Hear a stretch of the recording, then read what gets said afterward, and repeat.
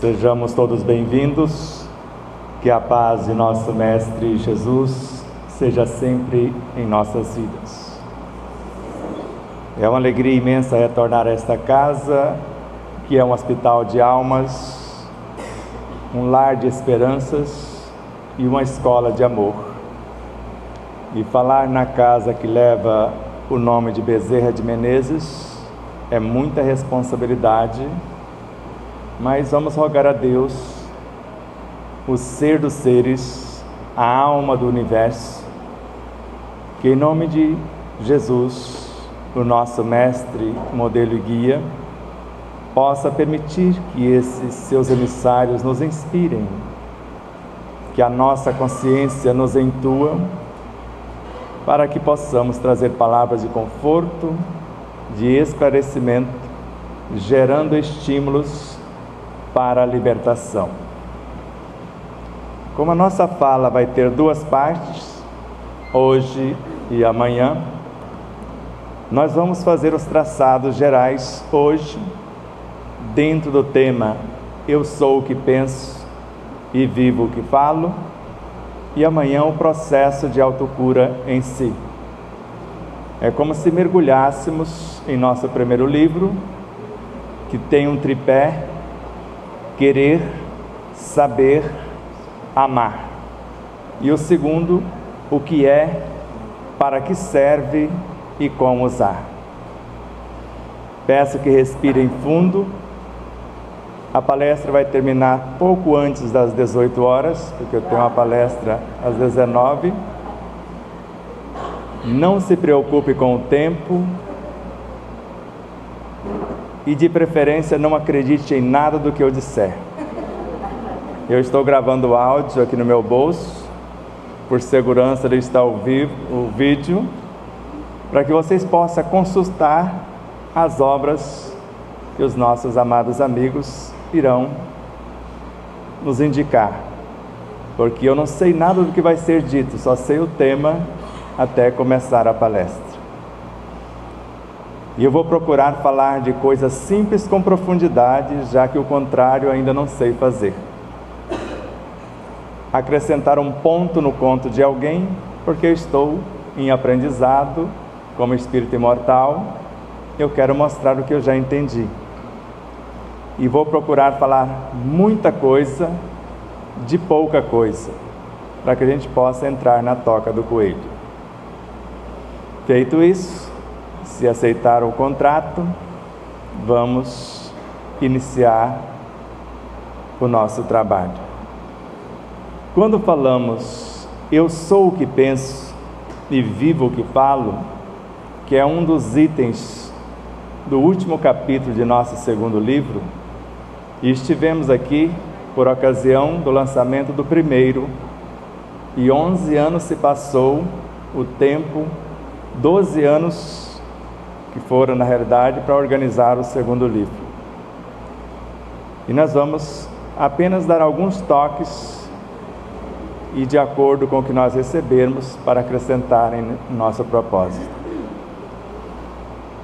Quando eu era operador de máquina pesada e também, à época, aprendemos a dirigir, porque nós mesmos aqui carregávamos em carretas e caminhões as próprias máquinas, mal sabia dirigir, operar aquelas máquinas, mas sequer tinha noção de como elas funcionavam de fato. Para entender um tanto mais, fizemos um curso de mecânica para entender o funcionamento da própria máquina. Mais tarde, frente à necessidade de adquirir um computador, 10 anos de estudos, que foi para a organização do primeiro livro, um dia um dedo nervoso apertou a tecla errada, e era a tecla delete, e eu formatei o computador. E eu fiz curso de montagem e manutenção para saber como a máquina funcionava. E sei montar a partir do zero o computador com tranquilidade. Mas, um tanto mais além, foi a minha máquina biológica que deu pane. Eu fui desenganado pela medicina com apenas 2 meses de vida. E agora eu precisei estudar a minha máquina. E quando estudei desde os mais ínfimos átomos até a sua totalidade, percebi que ela não era o final, mas apenas um começo de uma realidade que desconhecia até então. Por isso, quando deparei no Evangelho segundo o Espiritismo, após ler, estudar, meditar no maior tratado de física quântica que já conhecemos, segundo Viana de Carvalho e Joana de Ângeles, que é a questão 540 do Livro dos Espíritos, onde narra que tudo cresce, tudo evolui, desde o átomo primitivo até o arcanjo que começou por ser átomo. Eu fiquei chocado, mas se tudo cresce, num dado momento eu olhei para uma lagartixa que perdeu o rabinho, e uma semana depois eu olhei para ela, já estava com o rabo novo. E o Espiritismo fala que nós fizemos toda uma trajetória.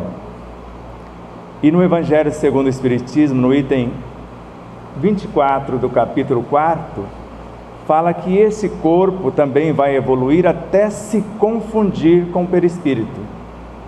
Para mim, para você que é palestrante, aluno que se torna semelhante ao professor, atingiu o mesmo estágio. E o perispírito sofre transformações sucessivas até a sua completa purificação. Qual é o estágio dessa completa purificação? O estágio dos espíritos puros.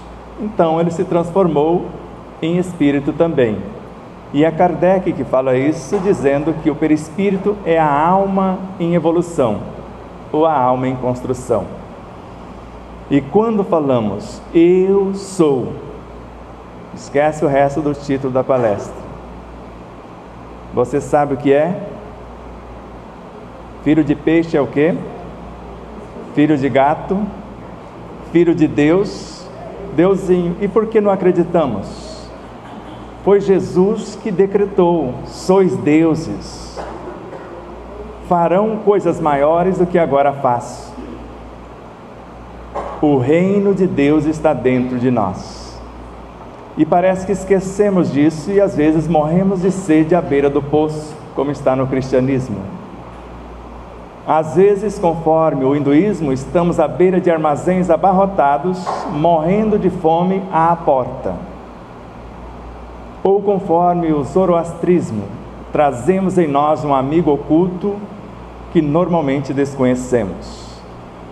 Porque se observarmos um computador, para quem entende da máquina, ele tem o HD. Mas se não souber como fazer para acessar os arquivos, está tudo lá. E às vezes eu faço tudo de novo, porque esqueci onde eu próprio gravei. E se eu não entendo da máquina em si, eu não sei que o chipset é um médium dentro da placa-mãe, que vai reconhecer qualquer um espírito estranho, qualquer um hardware que for ligado ao computador, para falar, esse é fulano. Como aqui a médium ou os médios, Bezerra de Menezes está aqui. Mas como fazemos para comunicar com ele? No caso do computador, precisa-se de um drive para comunicar a placa-mãe, comunicar-se com o próprio hardware. Tudo bem, comunicou, e agora? O que faremos? Precisamos de um software para fazer os dois trabalhar em prol de alguma coisa. E não adianta ter um software se eu não sei operar o software.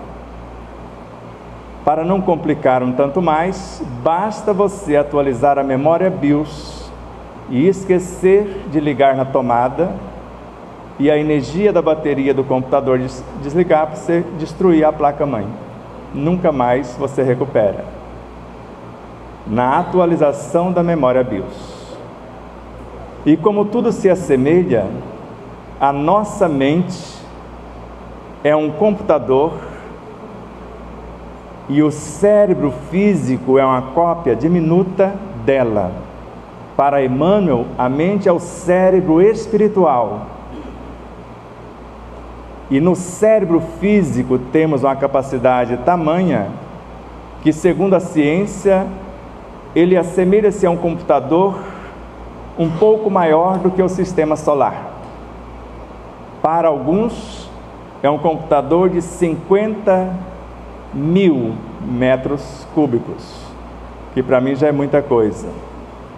Mas tem outros que falam que ele é um pouco maior do que o sistema solar. Por exemplo, apenas o neocórtex faz mais conexões por dia do que todas as folhas da floresta amazônica quando não estava devassada. Isso foi a ciência e os cientistas que disseram. E às vezes desconhecemos que nós pensamos, segundo Joana de Ângeles na obra Atitudes Renovadas, ou às vezes somos pensados, mas fato é, circula pela nossa mente a cada 24 horas 95 mil pensamentos. E a maioria nem sabemos de onde veio e como fazer para coordená-los, e tampouco para discipliná-los. E sabemos que numa velocidade que não dá para mensurar no plano físico, porque com as máquinas e a matemática acadêmica não tem lapso de tempo entre um pensamento e o sentimento em relação ao corpo. O teste foi feito em um laboratório, onde os tecidos foram coletados dos doadores, sangue, por exemplo, e os doadores permaneceram no mesmo prédio e colocaram uns para assistir filme de terror, que muitos que aqui estão ainda gostam, encarnados ou não, outros de comédia, outros de drama, romance, e eles perceberam que, sem lapso de tempo, as emoções dos doadores refletiam no DNA do material coletado.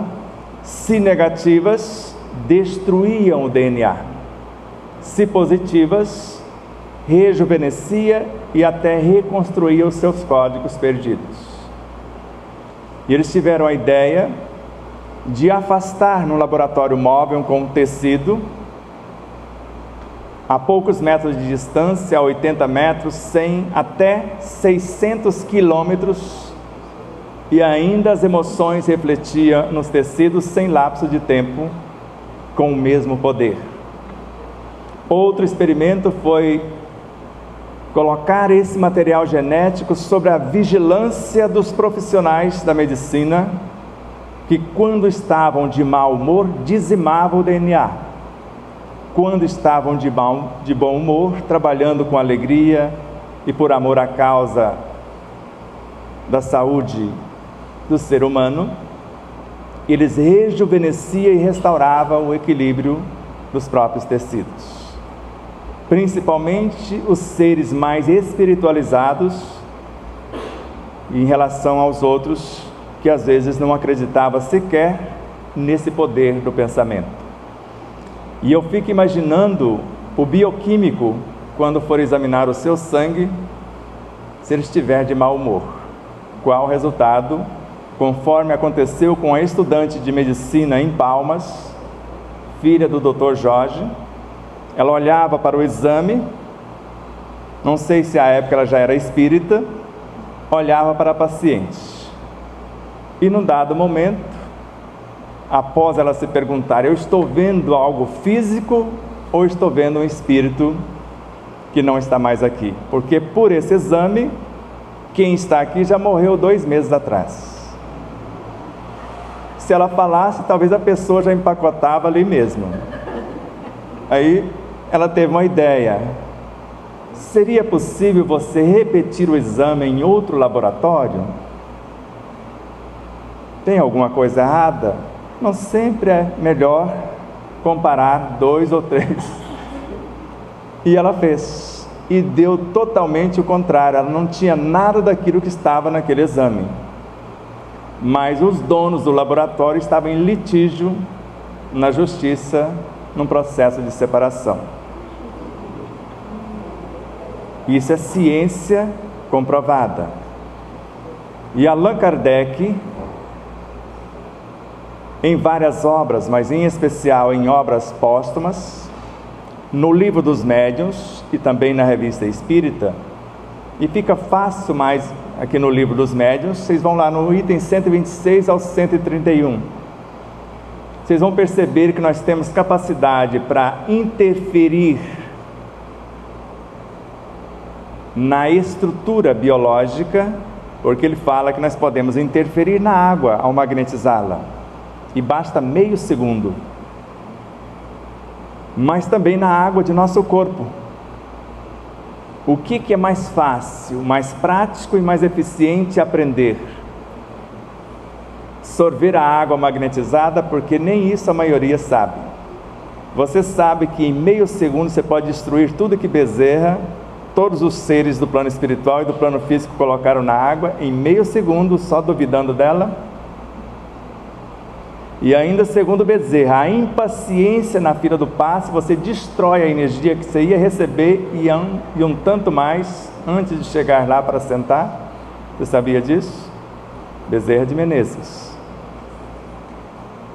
E às vezes esquecemos que deveríamos ter noção de 4 bases fundamentais, segundo um amigo que dominava a matéria como ninguém, porque ele construía órgãos, uma perna inteira de alguém que chegava com uma e saía com 2.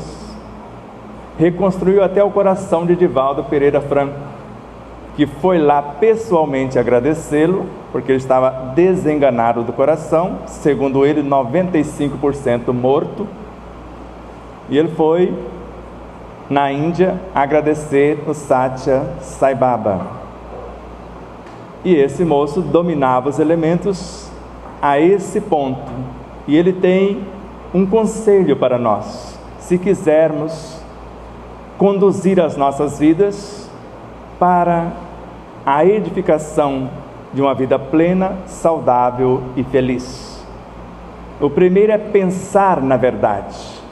Qual a verdade que conhecemos em nosso planeta? Está bem atrás. A única verdade que eu conheço, que eu consigo mensurar, é Jesus, o Cristo de Deus. E a frase ali, segundo Joana de Ângeles, não é bem do jeito que está ali. Ele diz: eu sou o caminho da verdade e da vida, porque a verdade máxima é Deus, o Pai dele, como ele assim falou: eu estou aqui cuidando dos negócios de meu Pai. Então, pensar na verdade. O pensamento dá forma àquilo que estamos criando. Então, eu penso na verdade. O que eu quero que aconteça em minha vida. Se tiver dificuldade de mensurar o que seria a verdade, ela é útil para você e para tudo que existe na criação. Se for útil só para meia dúzia de pessoas, é a sua verdade ou a verdade dessas pessoas e não a verdade cósmica. Você tem que se incluir na situação, não é ser boa para os outros e você ficar fora. Ser boa para todos, porque segundo André Luiz, em Evolução em 2 Mundos, o bem de todos é o eterno princípio. Sentir o que pensa. O sentimento da qualificação àquilo que pensamos. Então, o pensamento da forma, o sentimento da vida. Falar o que sentimos. A palavra, segundo Joana de Ângeles, é como se fosse uma roupagem que transporta, ou uma carruagem que transporta o pensamento qualificado pelo sentimento. Ou seja, conforme André Luiz, ela coloca pensamento e sentimento em ação. E a atitude dá a direção, a concretização, a finalização. Então, é pensar na verdade, sentir o que pensa, falar o que sente e viver o que fala. Se isso destonar, jamais seremos saudáveis, tão poucos felizes e muito menos viveremos em paz. Porque é fácil enganar vocês, não é? Você gosta de ouvir a verdade ou o que você quer ou o que te agrade? Porque às vezes a verdade dói, mas liberta. E eu garanto a você que 65% quer a cura pronta, é uma estatística. E de preferência querem comprar a cura. Por exemplo, radioterapia e quimioterapia cura o câncer? Segundo a espiritualidade, remédio nenhum cura coisa alguma. Nem as cirurgias espirituais curam vocês. Vocês sabem disso. Alivia os efeitos psíquicos emocionais. E a medicina acadêmica, a alopatia, vai aliviar os efeitos físicos. E a cura, segundo Jesus, depende da nossa mudança. A sua fé, o seu comportamento te salvou ou te curou. Porque ele nunca afirmou, eu curei você, ou curou alguém, embora pudesse fazê-lo. Porque se Saibaba se sente o secretário, porque ele tem uma foto dele bem miudinho dentro do coração do Cristo. Uma foto enorme do Cristo, porque eu duvidava dele. E um amigo que foi lá duvidava também, porque ele falava assim. Quando alguém perguntava para ele, o que és tu? Eu sou Deus. Mas você também é. A diferença é que eu sei que sou, e às vezes você ainda não sabe. Esse cara está se achando maior do que Jesus. E esse amigo que foi lá, quando retorna, e eu tinha a mesma opinião, apareceu 2 fotos materializadas dentro da mala dele na volta, com o meu nome, com o dele. Isso é uma das coisas que ele fazia. Ele conseguia aparecer em mais de 100 lugares ao mesmo tempo. O que é o pensamento, afinal? O Senhor sabe? Você sabe? Conforme o que consta na obra de Emmanuel, o pensamento é filho da oração. E segundo o autor, a oração começa na feição de simples desejos. Só que os desejos para André Luiz, conforme a obra Sinal Verde, o capítulo 24, já é uma entidade tomando a forma correspondente. E segundo Emmanuel, esses desejos formam uma alavanca que move os sentimentos. E quando esses sentimentos viajam do coração para o cérebro, ou do emocional para o mental, quando chegam na mente se transformam em pensamentos. A nossa força de atração, a nossa capacidade criativa na ação. Esse é o pensamento que nós edificamos. O que vem de nossa essência consciencial, nós estamos manifestando se criarmos as condições para tal.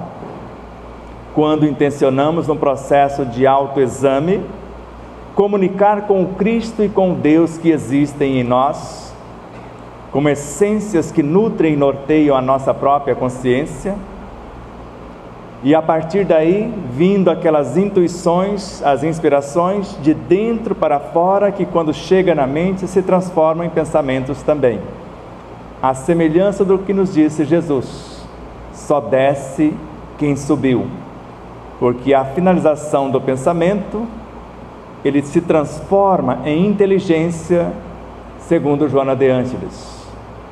Em primeiro lugar na inteligência intelectiva, depois na inteligência emotiva e culmina como inteligência espiritual, que já é a virtude em si. E a oração, conforme consta no Evangelho segundo o Espiritismo, no item 23 do capítulo 27, é a primeira filha da fé. E conforme está no capítulo 19, a fé é mãe de todas as virtudes. Você sabia que a fé é uma entidade de alta hierarquia?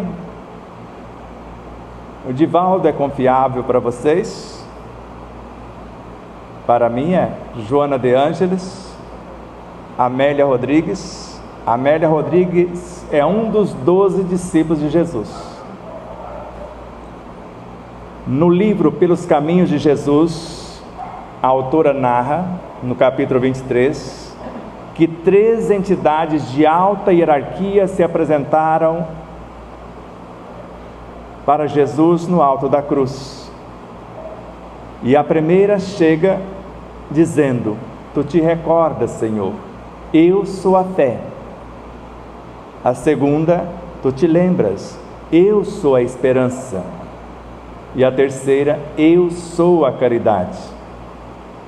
A caridade é fácil, porque na lição Caritas, no Evangelho segundo o Espiritismo, o Espírito Caritas afirma por 3 vezes, segundo a tradução, porque tem tradução que é uma traição, que vai falar outra coisa muito diferente: eu sou a caridade. Porque se os instintos são pequenas almas que governam os nossos órgãos, no início o homem tem apenas instintos, conforme Lázaro, item 8 do capítulo 11 do Evangelho segundo o Espiritismo. Mais avançado e transformado o homem, ele transforma instintos em sensações. Mais instruído o homem, segundo Joana de Ângeles, emoções. Mais purificado, sentimentos. No ponto mais delicado dos sentimentos surge o amor, que reúne e condensa todas as sublimes revelações ou as sublimes virtudes. E a nossa essência consciencial, o que chamamos de superconsciência, que segundo Emmanuel é edificada pela mente. Você sabia dessa? A mente é que constrói a superconsciência no espírito. E a mente é uma emanação do próprio espírito, segundo Joana de Ângeles. Por isso o processo evolutivo é de baixo para cima. O processo reencarnatório é que você vem de cima para baixo. No caso de Jesus, ao dizer: só desce quem subiu. E eu fico imaginando o povo que cria uma polêmica com o extraterrestre, não cria? E Jesus veio da onde? De onde veio Jesus, que gastou 1000 anos para chegar até nós, segundo o Ramatiz? Onde ele estava? Eu o conheço de capela. Você lembra? Você esteve lá. Kardec comunicou-se com vários seres de Júpiter. Não são extraterrestres? Agora nós não podemos falar de extraterrestres. Se um extraterrestre manifestar numa casa espírita, já não é mais espiritismo para os donos da doutrina. Por isso que eu amo ler no Evangelho segundo o Espiritismo que a doutrina dos espíritos é universal. Qualquer um, letrado ou não, cristão ou não, tendo ou não uma crença, pode receber, porque os espíritos se manifestam em todos os lugares, e eles não têm rótulos, não têm cercas e não têm cerceamentos. E para aqueles outros que falam que Kardec é o codificador da doutrina dos espíritos, ele nunca disse isso. Vocês não vão encontrar em lugar nenhum, lugar algum que tem isso. Vai encontrar ele dizendo que o mérito dele foi o de organizador de algo que alguém codificou. A codificação é a responsabilidade da falange, o espírito da verdade, da qual ele faz parte. E o chefe, o gerente, o mentor dessa equipe é o espírito de verdade, que é o próprio Jesus que conhecemos. E na questão 145 da obra O Livro dos Espíritos, narra que a doutrina dos espíritos é eterna. Kardec é eterno? Ele é imortal. Os espíritos são eternos? Eterno só Deus o é. Então, se ela não teve começo, ele afirma na Revista Espírita, e fizemos questão de colocar isso em nosso segundo livro, que o Espiritismo é uma lei da natureza. Não é obra de um homem, ele existe desde a mais alta antiguidade, segundo Kardec. E esses ensinos lembram-nos que o que está encarnado é apenas um pontinho desse espírito imortal. Se assim não fosse, por que Kardec colocaria no Livro dos Espíritos, num processo de sonambulismo, quando afasta-se a alma do corpo, ela olha para um lado, vê o seu espírito, olha para o outro, vê o seu corpo, e laços, no plural, que os unem. O laço perispiritual que une a alma ao corpo, que ele é provisório e transitório, e outro que une a alma à sua consciência, ao seu espírito, que é indestrutível. E Leon Denis não só falou disso, e se valeu disso para escrever suas obras, porque ele saía do corpo e acessava a sua consciência e trazia as informações, e recomendou-nos: aprendei a abrir, a folhear e a ler o livro oculto em vós, o livro das metamorfoses do ser. Ele vos dirá o que temos sido e o que sereis. Por isso, o que necessitamos é saber o que somos. Por exemplo, eu conheço o carro, o seu modelo, a sua marca, o seu ano, mas às vezes não sei como funciona. Às vezes aprendo como ele funciona, mas não sei como consertá-lo. E é obrigação moral de cada um consertar o próprio corpo, já que Deus não criou doenças. E tem algum lugar que Deus nos obriga a sofrer? Porque são causas e consequências. Nós somos filhos de nossas escolhas, de nossos pensamentos, sentimentos, palavras e atitudes. O câncer, por exemplo, é uma doença personalizada, que eu passei por 16 processos, que ela saía de um lugar e ia para outro, porque eu não mudava, e até descobrir que o câncer é a doença, ou, para ser mais simples nas palavras, é o karma do prejuízo que damos aos outros. Vocês ensinam a fazer magia negra aqui? Quer que eu ensine para eles? Será que eles sabem? Você sabe? Você já fez fofoca algum dia? Conta só para mim, não fala para ninguém. Só para mim. Só uma vezinha. Aquela que a gente fala que é inocente. Segundo Ramatiz, a pior magia negra é a fofoca. E para Chico Xavier, a fofoca, meu filho, também mata. Porque dependendo da palavra que você fala do outro, você tira a vida do outro fisicamente, como fizeram com aquela moça na internet. Você lembra desse caso? Fizeram uma fofoca que ela tinha feito tal coisa, e a comunidade dela linchou-a e tirou a vida, e ela não tinha nada a ver com aquilo, era outra pessoa. E às vezes você destrói a pessoa emocionalmente, ela entra num processo de depressão profunda e vai ao suicídio, por conta de uma palavra mal dita, ou dita mal, segundo Eurípides Barçanufo. E os pensamentos, sentimentos e palavras são entes vivos, segundo Eurípides, e ficam em torno de quem os criam, ajudando ou desajudando durante a vida física, e como são nossos filhos, seguem conosco após o desencarne. Por isso,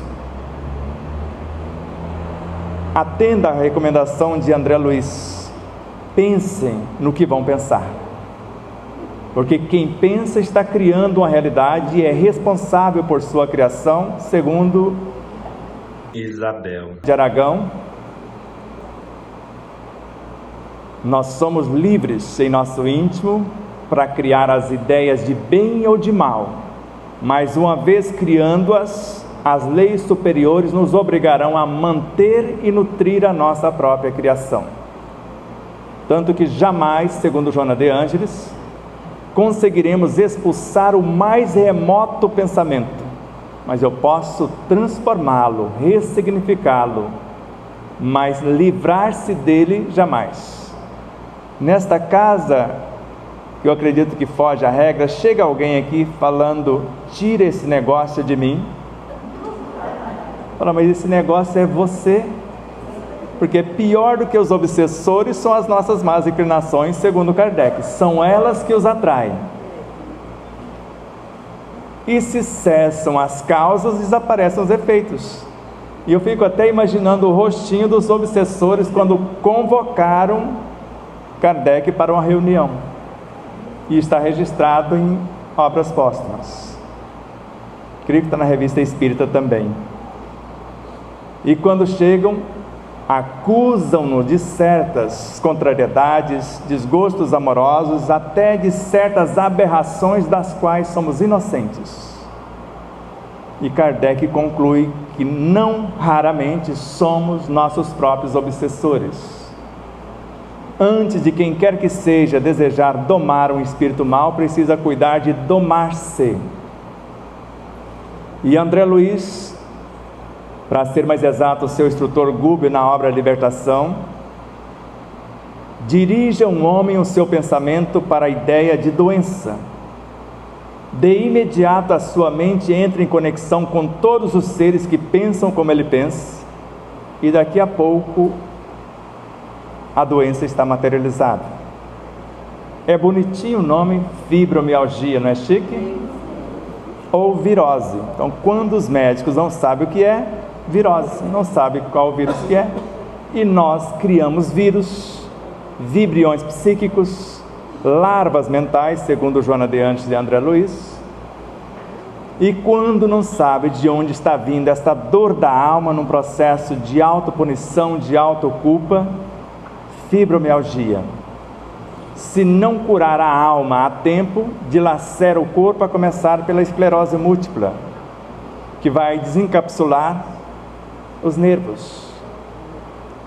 E ele se entrechocando como se fosse fio desencapado, acontece o Parkinson, movimentos involuntários ou falta de movimentos até. Acontece o Alzheimer, acontece o diabetes, até o câncer é uma doença autoimune.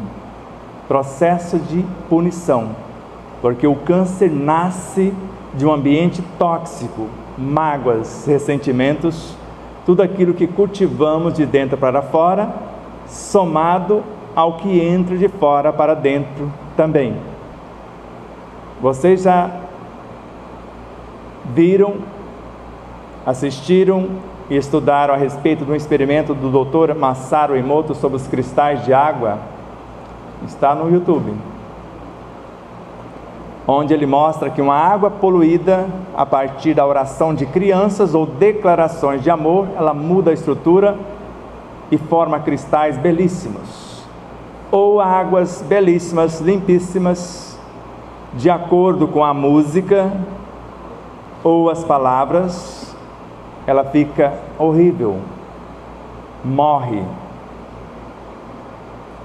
E imagina o poder do som, tanto de nossa palavra quanto de uma música.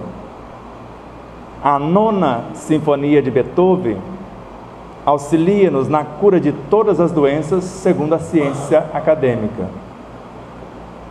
E a 5ª Sinfonia de Beethoven, provada em laboratório, ela mata 1/3 das células cancerígenas para quem sabe ouvi-la, e deforma o segundo terço.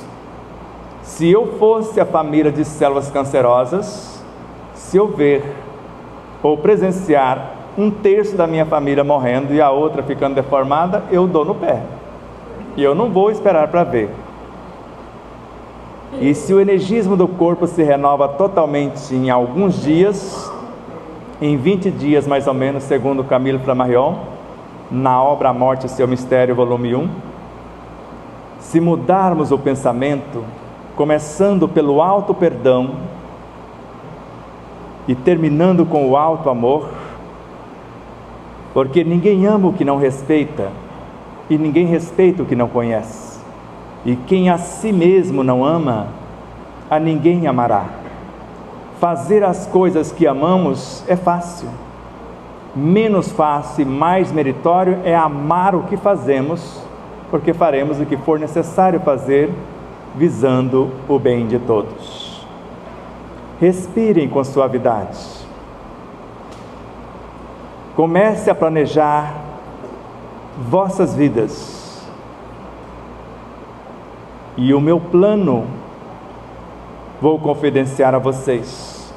Quem quiser plagiá-lo, fique à vontade. Abro mão dos direitos autorais. A minha primeira régua é a verdade. Pensar como ele pensou, guardar as devidas proporções. Sentir como ele sentiu, falar como ele falou e viver como ele viveu. Então, a minha primeira régua, a verdade num processo de introspecção e de autoexame. A segunda régua, honestidade comigo mesmo. Eu estou diante do tribunal da minha consciência. Deus e o Cristo moram lá. E eles não me julgam, não me condenam. Agora, indesculpável, segundo Paulo de Tarso, em terceira carta aos Romanos, capítulo 2, versículo 1, o homem que julgar o homem, porque em julgando o outro condena a si próprio, e atrai para si todos os tormentos que está julgando. Honestidade, à luz da verdade. Sem esquecer que no Evangelho segundo o Espiritismo, a liberdade é filha da verdade. E só é feliz quem é livre. A terceira régua, humildade para reconhecer o tamanho da minha ignorância mediante o que eu quero construir.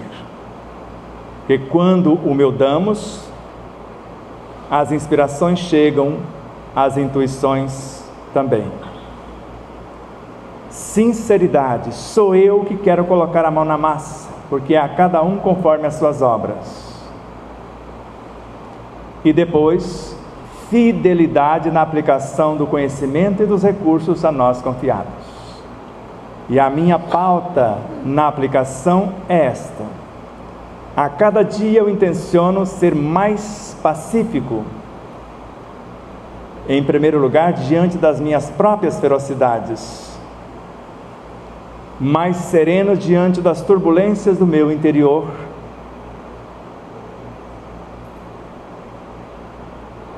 mais saudável e mais feliz. Pode perceber que é um projeto básico, simples. Eu quero ser apenas mais pacífico, mais sereno, mais saudável e mais feliz. E como eu começo esse projeto? À luz das 5 réguas iniciais e dessa proposta. Em tudo eu agradeço, porque Deus é a suprema sabedoria e não tem nada fora do lugar. Sei que Ele é onipresente e está ali comigo, dentro e fora e em toda parte. E Ele é onipotente e me capacita conforme eu me disponho a ser capacitado. Em tudo eu dou graças, vivo intensamente como se fosse o único segundo como alma, e cuido do meu corpo como se ele nunca fosse morrer. É um conselho de Chico Xavier.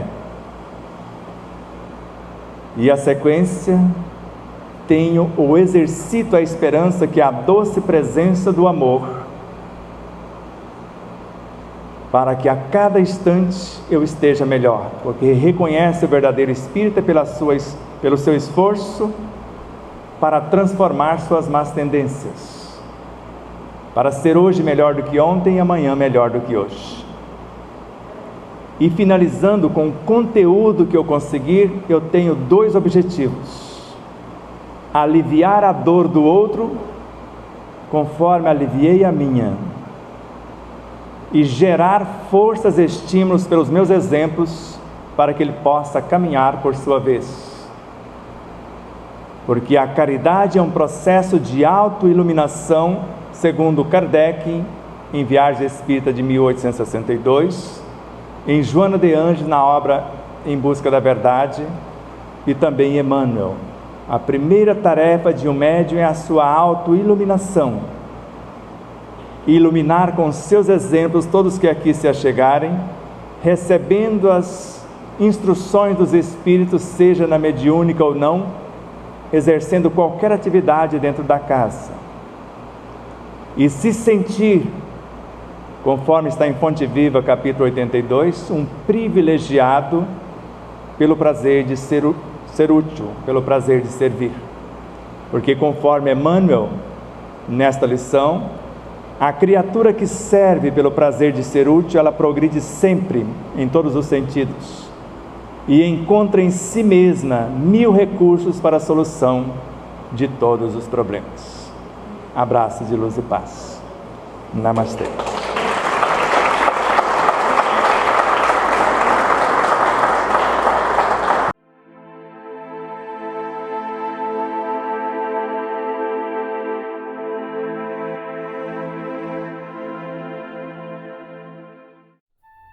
Você conhece a si mesmo?